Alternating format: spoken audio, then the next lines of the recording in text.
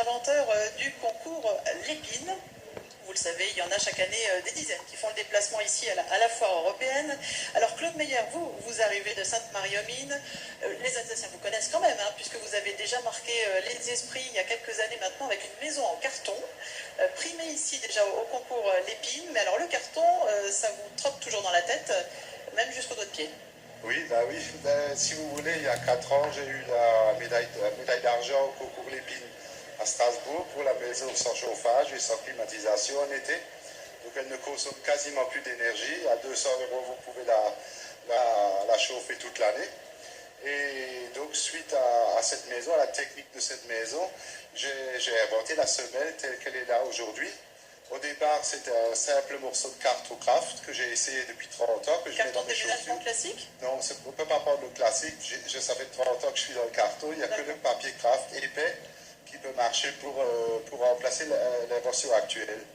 Donc j'ai rajouté à ce carton craft la technologie de la maison en carton qui se chauffe toute seule, en rajoutant une cannelure, qui est une micro-cannelure qui est très costaud. Qu'on devine, hein, effectivement. Et qui renforce aussi la semelle et qui sert aussi d'isolation pour la chaleur de l'été, la chaleur du sol, et puis en hiver pour le froid du sol qui remonte dans la chaussure. Et l'avantage de cette semelle, c'est qu'elle régule aussi votre transpiration. Parce que moi, je transpirais énormément et puis je devais changer mes chaussures en cuir tous les 6 mois, puisque j'étais représentant, c'était désagréable, je ne pouvais pas les garder longtemps.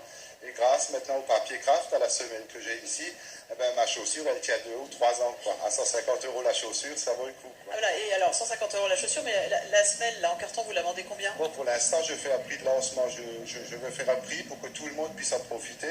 Donc là, je suis à 3 € exceptionnellement pour la foire, pour que tout le monde puisse goûter à la chose. Non, par 6 paires. Par 6 paires, ah, oui. 3 €. Donc on peut les changer rapidement, puisque c'est une semelle qui est biologique, mais qui est recyclable, enfin, elle est jetable, recyclable, elle peut être recyclée avec le papier de votre poubelle, quoi. Tout simplement. Et donc, si j'en vends à la paire, les gens ne vont pas les changer, donc il faut que je sois attrayant en prix pour qu'ils puissent les changer dès qu'elle est humide. Chez certains, ça va durer 8 jours, chez d'autres, ça va durer 2 jours, chez d'autres, ça va durer 1 journée, quoi. Et la remplacer dès qu'elle est foutue, quoi.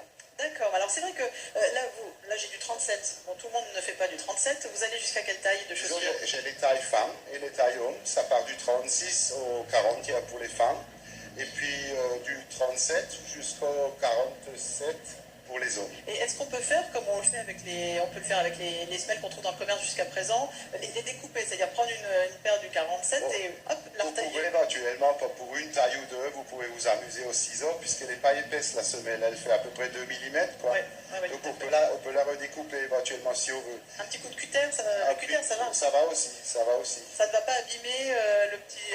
Non, la cannelure, elle sera découpée en même temps, quoi, et puis elle ne sera pas gênée. Bon, des semelles made in Alsace? C'est des semelles qui sont made in Alsace, où le papier n'est pas forcément la matière première, il y a surtout du pain des Landes, hein, puisque c'est dans les Landes qu'il y a les plus grandes forêts françaises, et c'est là qu'est fabriqué le papier craft de ma semelle.